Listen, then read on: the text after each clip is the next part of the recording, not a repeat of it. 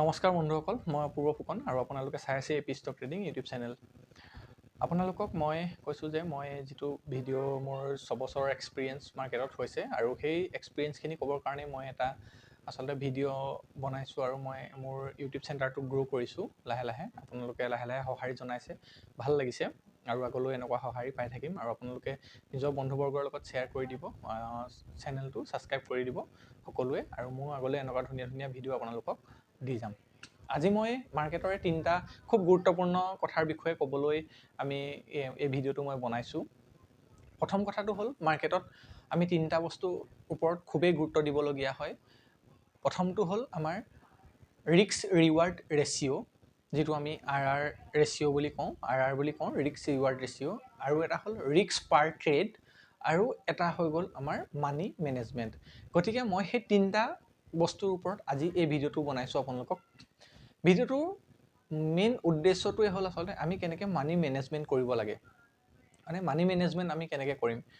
ধৰি লওক আমি ট্ৰেড কৰিবৰ কাৰণে কিমান পইচা আমি ৰাখিম, কিমান পইচাই দি আমি ট্ৰেড কৰিম, বা আমি কিমান পইচা ছুইং ট্ৰেডিঙত লগাম, কিমান পইচা আমি ইনভেষ্টমেণ্ট কৰিম, বা অন্যান্য খৰচ পাতিৰ কাৰণে আমি কিমান টকা খৰচ কৰিম, বা আমি কিমান টকা ডেইলি ইনকাম কৰিম, কিমান টকা ডেইলি আমি মানে ইনভেষ্টমেণ্ট কৰিম। সেইটোৰ ওপৰত আজি মই আপোনালোকক এই ভিডিঅ'টো দুটামান কথা তাৰ ওপৰতেই আলোচনা কৰিম। প্ৰথম কথা হ'ল যিটো মানি মেনেজমেণ্টৰ কথা কৈছে, চাওক আমাৰ যিসকল, মই সেইদিনাখনি ভিডিঅ'টোতো কৈছোঁ যে যিসকল একেবাৰে নতুন মানুহ আছে মাৰ্কেটত, বা একেবাৰে যিসকল নতুনকৈ আহিছে মাৰ্কেটলৈ, বা যিসকলে শ্বেয়াৰ মাৰ্কেটৰ কথা শুনিলেই যিসকলে কয় যে জুৱা বা শ্বেয়াৰ মাৰ্কেটত ইনভেষ্টমেণ্ট কৰিবলৈ ভয় কৰে, সেই মাইণ্ডছেটটো আমি লাহে লাহে মানুহৰ পৰা নাইকিয়া কৰিব লাগিব। ইনভেষ্টমেণ্টটো কেতিয়াও জুৱা হ'ব নোৱাৰে, মানে ইনভেষ্টমেণ্টটো কেতিয়াও জুৱা হ'ব নোৱাৰে। গতিকে ইনভেষ্টমেণ্টটো সকলোৱে কৰিব পাৰে, মাৰ্কেটত কৰক বা পৰোক্ষভাৱে কৰক বা প্ৰত্যক্ষভাৱে কৰক। প্ৰত্যক্ষভাৱে কৰিলে ডাইৰেক্ট আমি ডিমেট একাউণ্ট খুলি মাৰ্কেটত ইনভেষ্টমেণ্ট কৰিব পাৰোঁ, আৰু পৰোক্ষভাৱে কৰিলে আমি মিউচুৱেল ফাণ্ডৰ জৰিয়তে ইনভেষ্টমেণ্ট কৰিব পাৰোঁ। চাওক এতিয়া মিউচুৱেল ফাণ্ডৰ জৰিয়তে ইনভেষ্টমেণ্ট কৰিলে কেনেকৈ কি কৰা হয়, সেইখিনি কথা মই কোনটো মিউচুৱেল ফাণ্ড ভাল, কোনটো মিউচুৱেল ফাণ্ড বেয়া, কোনটো মিউচুৱেল ফাণ্ডে ক'ত পইচা লগাই, মই সকলোখিনি কথা নেক্সট ভিডিঅ'টো মিউচুৱেল ফাণ্ডৰ ওপৰত বনাম, আপোনালোকে সেই ভিডিঅ'টো চাব। এতিয়া চাওক, আপুনি যেনিবা এজন ঘৰৰ অকলেই যেনিবা আপুনি ইনকাম কৰে, কাইলৈ ভগৱানে নকৰক কাইলৈ যদি আপোনাৰ কিবা এটা হয়, তেতিয়াহ'লে আপোনাৰ ফেমিলিটো কেনেকৈ চলিব, মানে তাৰ কাৰণে আমি এটা প্লেনিং কৰি সদায় যাব লাগে। গতিকে তাৰ কাৰণে প্ৰথম কামটোৱে আমি কৰিব পাৰোঁ, আমি এটা টাৰ্ম প্লেন এটা ল'ব পাৰোঁ, যিটো আমাৰ খুবেই প্ৰয়োজনীয়। মানে টাৰ্ম প্লেন আপুনি আপোনাৰ ইনকাম চাই পেলাই আপুনি এটা টাৰ্ম প্লেন ল'ব পাৰে। মানে আপুনি 1 কোটি টকাৰো যদি এটা টাৰ্ম প্লেন কৰি থয়, তেতিয়াহ'লে খুব এটা মানে সুন্দৰ হয়। আপুনিও যদি নথকাটো, আমাৰ অনুপস্থিতিটো পৰিয়ালটো আমাৰ খুব সুন্দৰভাৱে চলিব পাৰিব। তাৰপিছতে আমি এটা টাৰ্ম প্লেন কৰিব পাৰোঁ। নহ'লে বহুতে কয় যে টাৰ্ম প্লেনত পইচা ঘূৰাই নাপায়, তাৰ কাৰণে এণ্ড'মেণ্ট পলিচি কৰে। এণ্ড'মেণ্ট পলিচিত আচলতে আমাৰ কোনো ধৰণৰ প্ৰফিট নহয়। এণ্ড'মেণ্ট পলিচিত আমি কেতিয়াও প্ৰফিটেবল হ'ব নোৱাৰোঁ। এণ্ড'মেণ্ট পলিচিত আপুনি জাষ্ট মানে কি হয়, ইনচিয়ৰ্ড হৈ থাকে, মানে ইনচিয়ৰ্ড। গতিকে আপুনি এণ্ড'মেণ্ট পলিচিত যোৱাতকৈ বহুতে নকয় ইউলিপ পলিচিত যাব লাগে। ইউলিপ পলিচি লওক, ইউনিট বেষ্ট পলিচি, যিটো মাৰ্কেটৰ ওপৰত বেছ কৰি NAV দিয়ে। যেনেকৈ মিউচুৱেল ফাণ্ডত NAV থাকে, ইউলিপ পলিচিটো তেনেকৈ NAV থাকে। গতিকে আপোনালোকে যদি আপোনালোকে মানে এণ্ড'মেণ্ট পলিচি লোৱাৰ কথা ভাবিছে, বা ভাবিছে যে এণ্ড'মেণ্ট পলিচি ল'ম, মই এণ্ড'মেণ্ট পলিচি লৈ মোৰ লাইফটো মই চিকিউৰ কৰি থ'ম, গতিকে এণ্ড'মেণ্ট পলিচি লোৱাতকৈ আপুনি ইউলিপ পলিচি লওক। ইউলিপ পলিচিত আপোনাৰ লাইফ কভাৰেজো পালে, উইথ আপুনি এটা ভাল ৰিটাৰ্ণ পালে। মানে যিহেতু বস্তুটো মাৰ্কেট বেষ্ট হয়, গতিকে লং টাৰ্মত কেতিয়াও মাৰ্কেটে আপোনাক বেয়া ৰিটাৰ্ণ নিদিয়ে। লং টাৰ্মত সদায় মাৰ্কেটে আপোনাক এটা ভাল ৰিটাৰ্ণেই দিব। গতিকে লং টাৰ্মত আপুনি ইউলিপ পলিচিত আপুনি ইনভেষ্টমেণ্ট কৰক, যদি মিউচুৱেল ফাণ্ডত কৰিবলৈ আপুনি ভয় কৰে। মিউচুৱেল ফাণ্ডত আপুনি লাইফ কভাৰেজটো নাপায়, কিন্তু ইউলিপ পলিচিত আপুনি লাইফ কভাৰেজটো পাব। তাৰপিছতে আহিব পাৰে আপুনি মিউচুৱেল ফাণ্ডত আহিব পাৰে। মিউচুৱেল ফাণ্ডত SIP কৰিব পাৰে মান্থলি। মানুহে বিশ্বাস নকৰিব ক'লে, মানে আপোনালোকে আজিকালি গুগলত চবেই চাব পাৰে যে SIP কেলকুলেটৰ বুলি মাৰি দিব, আপুনি যদি ডেইলি মান্থলি যদি আপোনালোকে 2000 মানকৈ যদি পইচা ইনভেষ্টমেণ্ট কৰে, সেইটোৱে আপোনাৰ এটা ডাঙৰ ৱেল্থ ক্ৰিয়েট কৰি দিব। 1-1.5 কোটি টকা হ'বগৈ 20-30 বছৰ পিছত। আমাক কয় যে 20 বছৰ, কিন্তু আপুনি এটা কথা চাব যে যিসকল এণ্ড'মেণ্ট পলিচি আছে, এণ্ড'মেণ্ট পলিচিৰ 15 বছৰ 20 বছৰ, সাধাৰণতে 15 বছৰ 20 বছৰ থাকে। LICবোৰ চাবচোন 15 বছৰ বোলে 20 বছৰ, তেনেকুৱাই হয়। কিন্তু আমি তাত পইচাটো চাই থাকিব নোৱাৰোঁ, অকল লাইফটো কভাৰেজ হৈ থাকে, কিন্তু আমাৰ পইচাটো সেই অনুপাতে গ্ৰ' নহয়। আপুনি ইউলিপ পলিচি লওক, মই কৈছোঁ নহয় ইউলিপ পলিচি লওক, খুব ধুনীয়া পইচাটো গ্ৰ' হ'ব। মোৰ নিজৰো আছে ইউলিপ পলিচি, গতিকে আপোনালোকে ইউলিপ পলিচি ল'ব পাৰে যদি কোনোবাই ফাইনেন্সিয়েল এডভাইজাৰ হিচাপে আপোনালোকে বোলে ইউলিপ পলিচি কোনটো ল'ম কি কথা জনা নাই তেতিয়াহ'লে মোৰ লগত যোগাযোগ কৰিব মই আপোনালোকক কি ইউলিপ পলিচি ল'ব কেনেকৈ ল'ব কোনটো ল'ব ক'ৰ পৰা ল'ব মই সকলোখিনি আপোনালোকক সহায় কৰি দিম তাৰপিছতে আমাৰ আহি গ'ল হেতু হৈ গ'ল আমি এটা মেনেজমেন্ট মানি মেনেজমেন্টটো কেনেকৈ কৰিম এতিয়া আহি গ'ল মাৰ্কেটত আমি ট্ৰেড কৰোঁতে মানি মেনেজমেন্টটো কেনেকৈ কৰিম হেতু এটা কথা ধৰি লওক আপুনি 1 লাখ টকা আছে আপোনাৰ হাতত ট্ৰেড কৰিবৰ কাৰণে মানে টোটেল আপোনাৰ হাতত আছে 1 লাখ টকা সেই 1 লাখ টকাটোৱে আপুনি কেনেকৈ ট্ৰেড কৰিব মোৰ ষ্টাইলটোৰ কথা কৈছোঁ 1 লাখ টকাৰ প্ৰথম আপুনি 50,000 টকা আপুনি সুইং ট্ৰেডিং কৰক ঠিক আছে প্ৰথম 50,000 টকা আপুনি সুইং ট্ৰেডিঙত ভৰাওক তাৰপিছত বাকি সুইং ট্ৰেডিঙৰ পৰা 30,000 আপোনাৰ 30,000 টকা আপুনি ইন্ট্ৰাডে ট্ৰেডত লগাওক বা 20,000 টকা আপুনি এটা ট্ৰেডত লগাওক এটা ট্ৰেডত আপুনি 20,000তকৈ বেছি টকা নলগাব বা 20,000 টকা দি আপুনি এটা ট্ৰেড কৰক প্ৰথম ছমাহ আপুনি যদি মাৰ্কেটত আহিছে এটাই কোৱান্টিটি কিনক বেংক নিফটি হলো আপুনি এটা লট লওক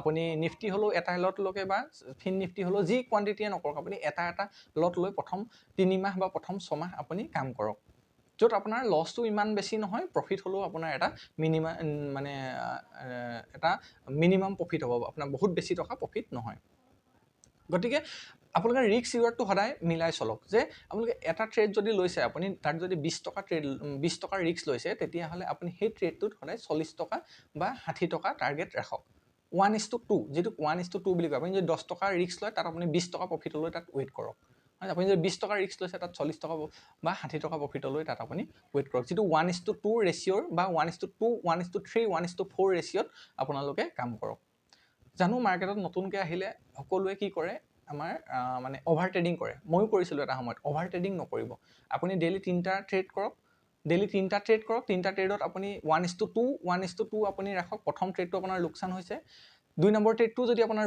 লোকসান হৈছে তেতিয়াহ'লে আপুনি 3 নম্বৰ ট্ৰেডটোত 1:2 টাৰ্গেট যদি ৰাখি কৰে তেতিয়াহ'লে আপুনি 3 নম্বৰ ট্ৰেডটোত আপোনাৰ নো লছ নো প্ৰফিটত আপুনি ওলাই আহিব পাৰিব মানে গতিকে কথাটো হ'ল তেনেকুৱা আপুনি ট্ৰেডটো আমি কিমান টকাৰ ল'ম 1 লাখ টকাৰ বাকিখিনি 50,000 টকা আপুনি সুইং ট্ৰেডত লগাওক আৰু 50,000 টকাৰ আপুনি 20,000 টকাৰ হে ট্ৰেড লওক বাকি 30,000 টকা আপোনাৰ একাউণ্টত লিকুইড মানি হিচাপে ৰাখি দিয়ক যেটো পইচা আপোনাৰ যদি ইয়াৰ পৰা কেতিয়াবা লোকসান হয় আজি যদি আপুনি এটা লট লৈ কাম কৰিছে কাইলৈ আপুনি সেই যাতে এটা লট লৈ কাম কৰিব পাৰে সেই অনুপাতে আপুনি ট্ৰেডটো কৰক তাৰ পিছতে আহিলে আৰু এটা খুব দৰকাৰী কথা ৰিস্ক পাৰ ট্ৰেড মানে ৰিস্ক পাৰ ট্ৰেড RPT বুলি কয় যেটো ৰিস্ক পাৰ ট্ৰেডটো হ'ল কথাটো এনেকুৱা হয় ৰিস্ক পাৰ ট্ৰেড মানে কি এটো বহুতে হয়তো নাজানে ৰিস্ক পাৰ ট্ৰেডটো হ'ল আমাৰ আমি প্ৰথম ট্ৰেডটো লৈ 2000 টকা প্ৰফিট কৰিলো সেই 2000 টকাৰ প্ৰফিট যে কৰিলো সেই নেক্সট ট্ৰেডটোত আমি সেই 2000 টকাটোৰ ওপৰতে আমি ৰিস্ক লম সেই 2000 টকাটো আমি মানে আকৌ আমি মাৰ্কেটত গোটেই 2000 টকাটো ৰিস্ক নলব পাৰো আমি গোটেই 2000 টকাটো ৰিস্ক নলৈ তাৰ পৰা আমি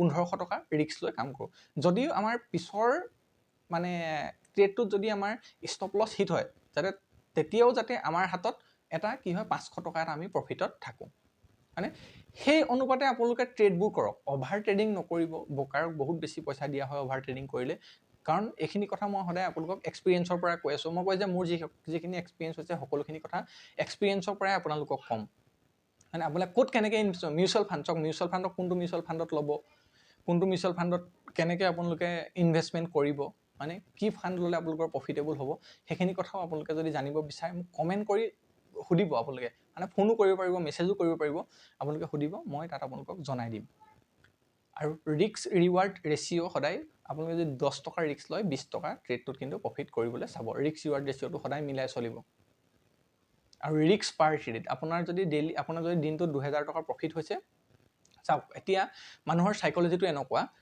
তেওঁ 10000 টকা দি ট্ৰেড কৰিব 10000 টকা দি ট্ৰেড কৰি যেতিয়া তেওঁ 5000 টকা প্ৰফিট পালে 5000 টকা প্ৰফিট পালে মানে তেওঁ 50% প্ৰফিট হৈ গ'ল অলৰেডি 50% প্ৰফিট হোৱাৰ পিছতো তেওঁ আকৌ এটা নেক্সট ট্ৰেড প্লেনিং কৰে কি কাৰণে হেতু কেতিয়াও কৰিব নালাগে নেক্সট ট্ৰেডটো আমি নকৰো আমি 50% ৰিটাৰ্ণ অলৰেডি আমি পালো আমি যেটো পইচা পালো আমি সেই পইচাটো সদায় আমি বচাবলৈ চেষ্টা কৰিব লাগে আমাৰ কি কৰে 50% ৰিটাৰ্ণ পোৱাৰ পিছতো আমি আকৌ ট্ৰেড ল'বলৈ যায় এতিয়া অপচন সেলাৰ সক অপচন সেলাৰে কি কৰে অপচন সেলাৰে 1 লাখ টকা লগাই তেওঁলোকে 2000 টকা প্ৰিমিয়াম শৰ্ট কৰে তেওঁলোকৰ প্ৰফিট হলে সেই 2000 টকাৰে হ'ব কিন্তু লগাওতে 1 লাখ টকা লগায় হেতু মাইন্ডসেটত লৈ কাম কৰে হেতু কাৰণে তেওঁলোক প্ৰফিটেবল কয় যে অপচন সেলাৰ সদায় প্ৰফিটেবল হয় অপচন সেলাৰৰ প্ৰফিটটো বেছি মানে প্ৰফিটেবল প্ৰফিটৰ প্ৰবেবিলিটিটো বেছি হয়। তেওঁলোকৰ কিন্তু টাৰ্গেটটো ইমান বেছি নাৰাখে। আমি 10 টকাকৈ বাই কৰা প্ৰিমিয়ামটো আমি 100 টকা পালেও কেতিয়াবা নিবিকোঁ, মানে 20 টকা হ'লেতো আমি নিবিকোৱেই, 100% ৰিটাৰ্ণ পালেও আমি নিবিকোঁ। গতিকে সেইবোৰ ভুল নকৰিব আপোনালোকে।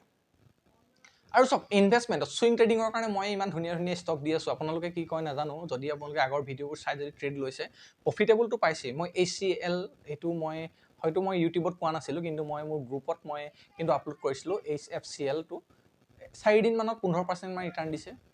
যিসকলে লৈছে আপোনালোকেতো ৰিটাৰ্ণ পাইছে।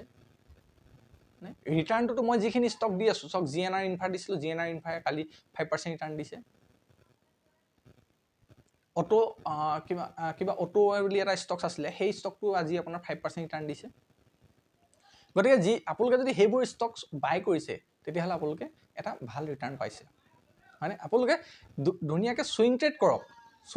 প্ৰথম অৱস্থাত চুইং ট্ৰেডত আহক, তাৰপিছত ইনভেষ্টমেণ্ট। আৰু চাওক, ট্ৰেডিং কৰি যদি আপুনি প্ৰফিট পাইছে পইচা, সেই প্ৰফিটৰ পইচাটো লাহেকৈ ইনভেষ্টমেণ্টত লগাই দিয়ক। পইচাটো তাৰ পৰা আপোনালোকে উলিয়াই পইচাটো খোৱাৰ মানে ধান্দা কৰাতকৈ সেই পইচাটো আপুনি লগাই লং টাৰ্মত বা চুইং ট্ৰেডিঙৰ কাৰণে লগাই দিয়ক, যাতে পিছত আপোনাৰ লোকচান যদি হয় ট্ৰেডিঙত, আকৌ সেই পইচাটো যাতে আপুনি উলিয়াই ল'ব পাৰে। ভাল ভাল ষ্টকত লগাওক। এতিয়া চাওক, JSW এনাৰ্জি মই সেইদিনাখনি দিছোঁ, গ্ৰুপত ল'ব পাৰে আপোনালোকে। টাটা পাৱাৰ ল'ব পাৰে, হয়নে? আদানী পাৱাৰটো ল'ব পাৰে। আদানী পাৱাৰটো অলপ বাঢ়ি আছে বাৰু, মানে অভাৰ ভেলুড হৈ আছে। গতিকে টাটা পাৱাৰ ল'ব পাৰে। আৰু বহুত অসংখ্য ভাল ভাল ষ্টকছ আছে, যিখিনি মই গ্ৰুপত, মোৰ টেলিগ্ৰাম গ্ৰুপত মই শ্বেয়াৰ কৰিয়ে আছোঁ। সেইখিনি আপোনালোকে ল'ব। আৰু আপোনালোকৰ যদি কিবা সুধিব লগা থাকে বা জনাব লগা থাকে, তেতিয়াহ'লে মোক মেছেজ কৰিব পাৰিব। আৰু যদি আপোনালোকে শিকিব বিচাৰে, তেতিয়াহ'লেও আপোনালোকে মোক যোগাযোগ কৰিব পাৰে। মোৰ যিখিনি এক্সপিৰিয়েঞ্চ হৈছে আজি 6 বছৰে, সেইখিনি কথাই আজি আপোনালোকক ক'লোঁ। গতিকে আপোনালোকে ভিডিঅ'টো চাব আৰু সকলোৱে মানে সহায় কৰিব, আৰু ভিডিঅ'টো শ্বেয়াৰ কৰি দিব সকলোৱে নিজৰ নিজৰ বন্ধুবৰ্গৰ লগত, আৰু চেনেলটো ছাবস্ক্ৰাইব কৰি দিব। ধন্যবাদ। জয় আই অসম।